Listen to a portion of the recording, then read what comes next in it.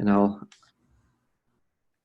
excellent. Then I will share my screen, and then we'll get started with the presentation. Okay. And here we are. Okay, so this presentation is some suggestions on group assignments. They are provisional. They are things that I have done that have worked mostly, but whenever you're doing group assignments, there's always going to be that one group that has struggles. And then unfortunately, when you put them online, you often have those two groups that have struggles because you've added an extra layer of complexity on top of an already complex sort of effort. So at a basic level, these are like mitigations more than they are like perfect peer tested, multiply revised sort of measures. So keep that in mind. But I will say that I have helped limit the number of disasters in groups with these ideas. And so I'm going to focus on three main concepts. The first is to over-communicate to your students. The second is to make them over-communicate with each other. And the third is to not stress out about tools. And so I'm going to take about 20, 25 minutes and talk through some of these, and then we'll have about a half hour for questions if anybody is interested in questions. So as I said, over-communicate with your students, detail everything. There's a layer of explanation that we give our students when we're teaching on-ground courses, on-campus courses. And then there's an extra layer that we give when we're teaching online courses. And when you're teaching a group assignment in an online course, you need an extra layer even above that. So if it feels like an absurd amount of communication that you're giving them about this group assignment, that's probably the right amount, because it's just a really complicated thing for students to sort of handle, even in the best of times. And I've done these group assignments when we weren't in a pandemic. So there's an even higher bar that goes up and up and up. And so the more details you can give them, the better. And so some extra policies that I did not have and that you may or may not have had for online group work. What's the policy if an individual student doesn't do their work? I didn't have one of those. Now I do. That can be anything from I will reach out to the student, or you will have to have a meeting with your student, or we will have to have a mediated meeting with the student. Some people even allow for a group to fire a student if they're being a troublemaker, and then they have to do an alternate assignment. I've never done that, but there are resources online about how to make groups work in that way. I'm not as agonistic as that potential idea, but you have to figure out a way for when individual students don't do their work. And especially in a pandemic, there's going to be students that are struggling with how do we even keep everything going, much less how do I deal with the overhead of doing group communication and a group assignment. So I would not suggest the strong forms of peer agonism on that front, but whatever it is, you have to figure out a way for individual students to be addressed if they're not doing their work, whether it's purely an attempt at reconciling the group, or whether there are point penalties involved, whatever it is. The group not meeting deadlines is another thing. So maybe this is as easy as taking points off. Maybe it's something that you talk with them about in advance. Maybe you put in drafts so that there are deadlines in between the deadlines. So if they miss the small deadline, then they don't miss the big deadline. But especially in online situations with people who are distracted, deadlines, as you all know already, are sort of a flexible concept. And with group work, which requires even more coordination, you may have to get flexible with deadlines, or you may not. You may have to way up front say, hey, these deadlines are not flexible. You have plenty of time. These are the ways that we're going to go about it. and these are the things that will happen if you miss the deadline. It depends on what your class is. I would encourage flexibility as much as possible, but in some courses, especially if they've already had a month, 2 months of work on this assignment and they've been hitting deadlines along the way, you may not want to change the rules of deadlines too much. It's up to you, but I would, as with all things that I'm going to be saying, I would encourage flexibility in how you handle these situations. Group disputes. So if students have problems with each other, this is probably going to be less common in an online space. Probably ignoring or just ghosting the other members of the group, just ignoring them entirely, is going to be more common. But sometimes you may still run into disputes where the group members can't agree with each other. How are you going to handle those? Let people know in advance. Are you going to have a mediation meeting, or are you going to have to talk to the students individually, or whatever it is that you're going to do, whatever ways you want to solve group disputes? Even if you never have to, having a plan for it and setting it down on paper, digital paper, is going to help the group if they know you're serious. Oh, that's not right. If they know you're serious about these things and you've thought them through, it's going to help them know what to do and see that there really are consequences involved for not doing what they're supposed to be doing. Some people like doing student evaluations, so students can evaluate each other, and some of those policies are really good. Some of them are, as I said earlier, fairly agonistic. It depends on if you hang points on them or not. It's up to you, but that's one way that that professors can assess whether or not individual members of the group were doing their job, is literally at the end of the project or in the middle of the project, asking the other members of the group how are they all doing. So you may not want to do that. You may not like that idea. You may think that would be helpful.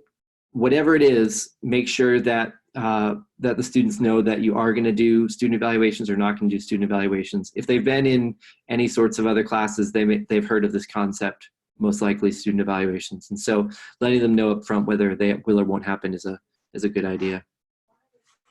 And then finally, whether you're going to do a single grade for group or individual grades. Again, you may have already developed this concept for your on-ground classes. You may have to flex it as you put things online. What made sense when you were on ground may not make sense when you're online. So you may stick with it. That may be something that is you want to maintain normalcy and maintain stability. But if not, then you may be able to flex it a little bit and figure out what works best. Again, flexibility and charity towards the complex situations that our students are in.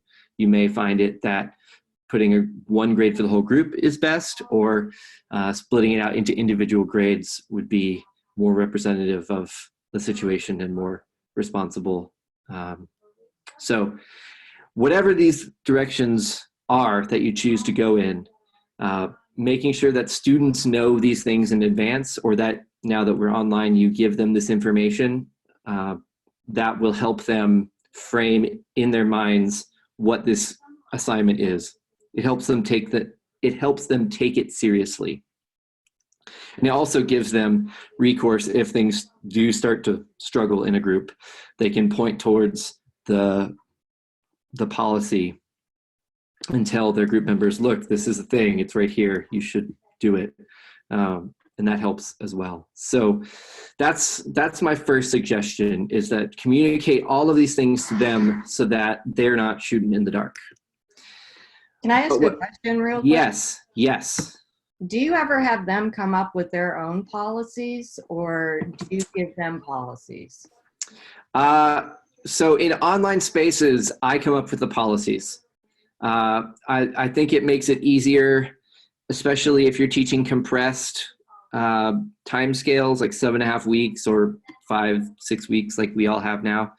I'm about to point out some things that I do let them do that give them some buy-in. But in general, I try to minimize the amount of work that I ask them to do as overhead in an online course.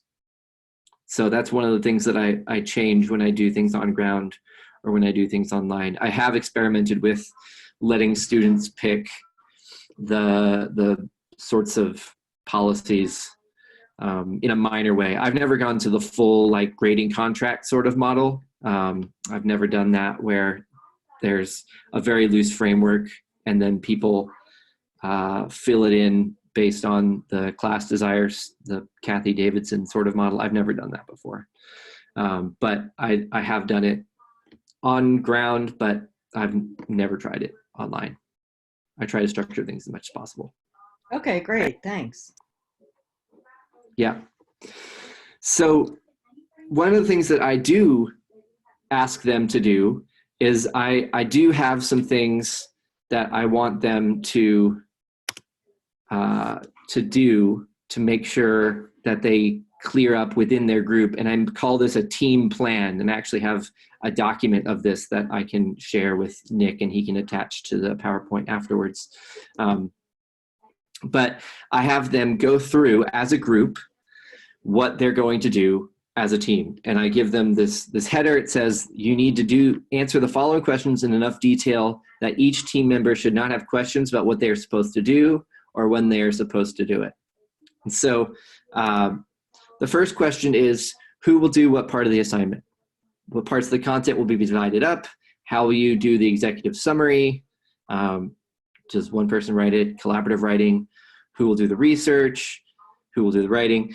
These are questions that are specific to writing assignments, especially long form writing assignments of the type that I do my group work in. But you can change the questions to fit any sort of assignment. The main thing is, are they going to all write collaboratively? Are they going to work to integrate their own pieces of work? So you do this part, I do this part, she does that part, and then we all put them together at the end. Is it going to be some modified version of that? Setting out that is critically important. It lets the students know what to do. And if they all agree, okay, this is what's going to happen, then they have that part of the team plan to point back to. Similarly, I then say, okay, when are those going to be ready? What are the deadlines? And I make them choose their own internal deadlines. So sometimes teams will choose to have checkpoints in the middle. Sometimes students will say, okay, we're all going to turn things in 2 days before they're due, and then this other person is going to integrate them, and then that person will turn it all in. So making sure they know internally what's the process of this going to look like. This third part is saved me tons and tons and tons of emails over the life of the 8 years I've been teaching, which is making sure that the group knows how they're supposed to communicate with each other and what the acceptable times are to communicate and bad times to communicate are. So if the group decides, okay, we're only going to use a group chat, we're not going to use email, we're not going to use text, we're just going to use a group chat. Then if something is going on outside the group chat and there's a problem, then the students can say, hey, we need to put this back in the group chat. Or if the students come to me and say there's a problem, I can look back at this section, at all of these questions really, but particularly this section, and say, okay, well, are you doing what you wrote down in the team plan? Acceptable times to communicate and bad times to communicate is really helpful because I teach a diverse age range of students, as many of you do, and some of them only work between the hours of 8 and 6, and some only work between the hours of 6 and midnight, and sometimes wires can get crossed if people are not trying to communicate at the right time. So making them talk about what their times are that are good and times that are bad to communicate saves a lot of hassle, saves a lot of emails of like students emailing and saying, I haven't heard from Jimmy in 12 hours, and Jimmy has been working for all of those 12 hours. So saves me emails up front if students know in advance what's happening. This fourth question does the same thing almost. How often will the group check in with each other? I give them one every day, 3 days, once a week, other. So every day is sort of the agile scrum sort of mentality. If you check in every day in the morning, then everybody knows what's going on the same page. It's not realistic for all groups or ideal for all projects. Sometimes less is more, depending on what the project is and what types of work they're going to be doing. But the most important thing is that the group agrees to it. And so if they say, we're going to check in once every 3 days, and then somebody's trying to check in every day, then the group does not have to respond to that person if they don't want to. That's part of the contract.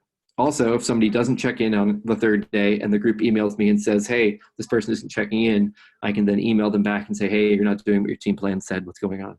And so we can catch that early instead of late.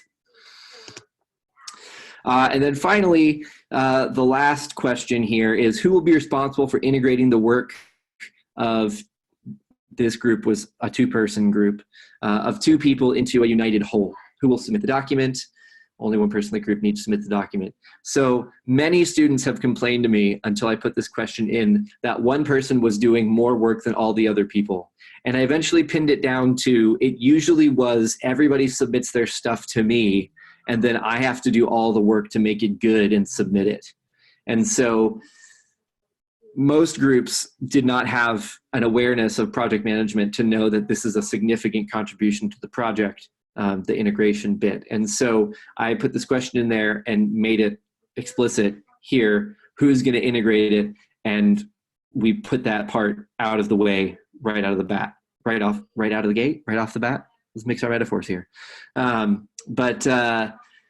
that allows them to know in advance, okay, I'm going to be the person integrating it. I'm not going to complain when this happens to me. I know it's coming. And so all of this is really high level, and none of it so far has had to do with tools or online at all. And I think that the reason I'm doing that and saying it this way is because the more that students know what they're supposed to do and are comfortable with the parameters surrounding them, both from their group and from the professor, the more likely it is that they'll succeed. And the tools are important, but they're not as important as getting all of the people on the same page with you and their peers. So now we come to tools. So I strongly suggest to people that they not stress out about tools. There's an infinite array of tools that you can use. Canvas has tools inside it to put people into groups. You can put people into groups via Zoom. There's already been a presentation on how to use Zoom and Canvas for teaching online. And I know that the Zoom part went through how to put people in groups and things like that, so I can refer you over there for that. But there are a lot of tools. There are a lot of different ways you can go about using them. What I usually do is I ask students to come up with their own tools that they are comfortable using. They often end up using things like Google Docs, Google Slides, Dropbox, Zoom, phone, email.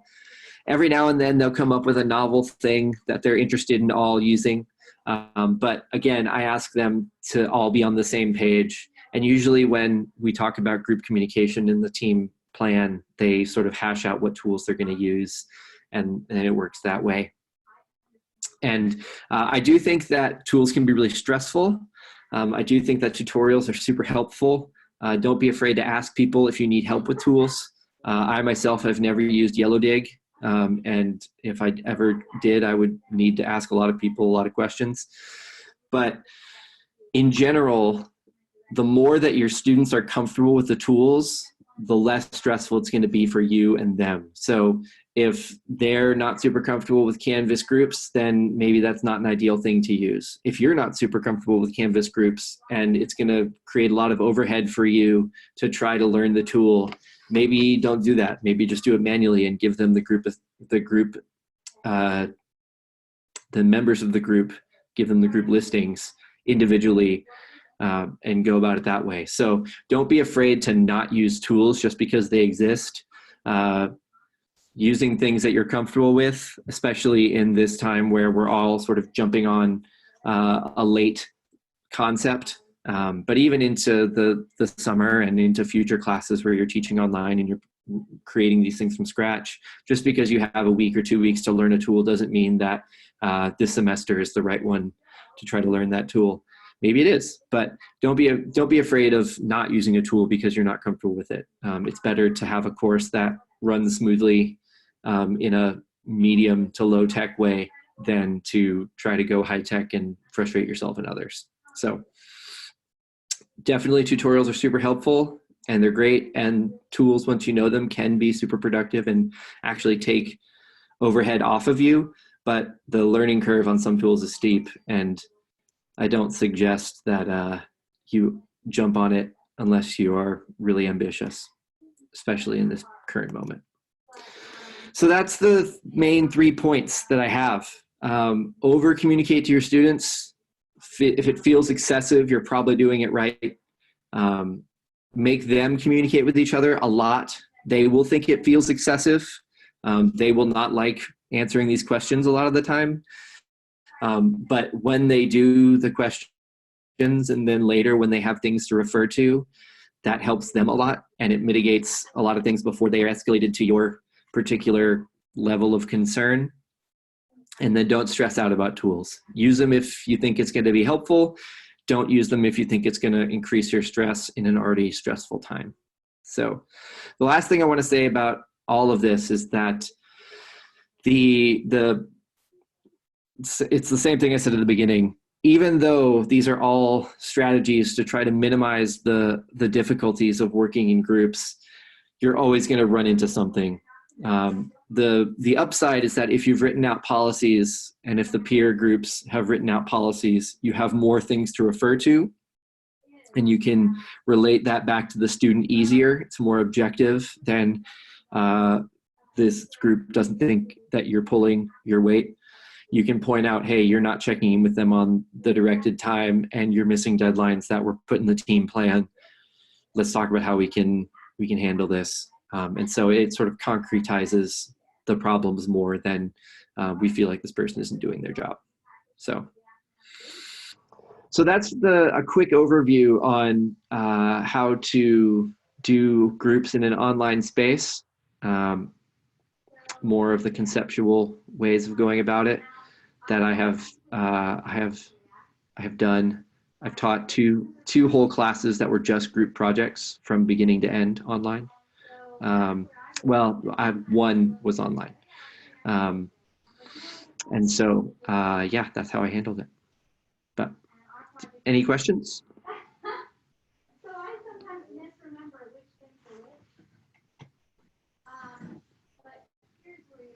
Sorry, I had to unmute myself there. No worries. I'm kind of curious as to when you put students in groups, do you take into consideration time zone differences, or do you just put them into kind of like random groups? Yeah, so choosing groups is an ongoing struggle. I've done it a lot of different ways. At the moment, the way that I have landed on provisionally is that I have them take a collaboration tool, what their collaboration style is, whether they are heavily integrative, whether they like collaboratively writing and working together and doing things in the same space, or whether they're more of independent workers. And there are lots of different collaborative tools, tests that you can look up. Mine came from Grand Valley State University. And they get a sense of how they like to work. And then online, I'll do something like a discussion post where they'll have to talk about what they found in their collaboration style, and then I can put them into groups from there. And I usually try to put independent workers together and collaborative workers together. And so I do that manually. I don't take into account their time zone. Given the constraints of online where they're all turning stuff in on Mountain Time, I just sort of trust that they will all work on Mountain Time, whatever that means to them. I haven't had too many problems with people struggling with time zones. Usually when they are, in my experience, when people are in other time zones, they are aware that they need to be super conscious of the time zone of Arizona. It's not always the case, but that's what I've found. And so, no, I don't take time zone into account when I'm putting them into groups. If I had a class where there were many people in different time zones, so if I had, if this was an expressed problem in the group, then I might take that into consideration and adjust my plan appropriately. You know, if we suddenly had everyone go home to their home states and we had 8 people in Pacific and 6 people in Mountain and 4 people in Central and 3 in Eastern, then I think that would be an appropriate thing to consider and try to figure out how to handle that. But I haven't personally done that. And you mentioned tools for assessing students if they're more individual workers or collaborative workers. And Yeah. sorry, where did you find those? So I have a document. I'm pretty sure it came from Grand Valley State University's Writing Center. I can put that document and give it to Nick to send out, attach with the recording, and I can send you a copy as well. But there are a lot of different ones that talk about collaboration. Part of the difficulties of using those sorts of tests, and I eventually will make my own version, is that many of them see like collaboration as an ideal and independent working as like not an ideal. And I don't think that's necessarily helpful in terms of trying to put groups together. Sometimes independent working is just independent working and group working is just group working. I don't like that there's a moral valence attached to it. But in general, you can just search for collaboration assessment or collaboration test on Google, and you'll pull up a bunch of different versions. They are, I wouldn't say they're quite as common as personality tests, but I found quite a number of them when I was looking for them. Oh, great. Thanks. Yeah. But that was several years ago, so the concept may have fallen out of favor, and so hopefully that's still true, that there are a bunch out there. But I do have one that I personally use, and I can send that to you. So That'd be great. Yeah, because usually I have them fill out a team information sheet, and it talks a little bit about them as far as the style of learning and practical stuff like, are there people that you don't want to work with in this group, or people you prefer to work with, and your best available times and stuff like that. So yeah. it sounds like I can modify that then and use something like that. But I'm definitely going to check out the online assessment. Yeah, and I've done a lot of different things, and I've talked to people that have done a lot of different things. So I've done random assignment before with the team plan, and that goes okay. I've done, what else have I done? I've done students picking their own groups, which is hit or miss. I've done, let's see, I'm thinking back through my classes in order. I've done sort of modified group peer picking where I let them pick their own groups, and then I said, okay, we have to adjust them somewhat so that we don't have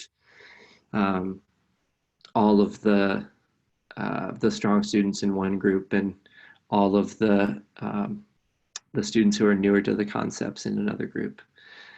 And then I know people that have done things like personality assessments, Myers-Briggs, things like that.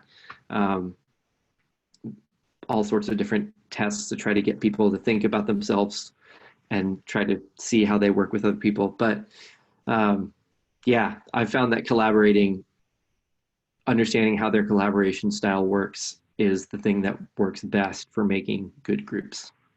So. Great, thank you. Do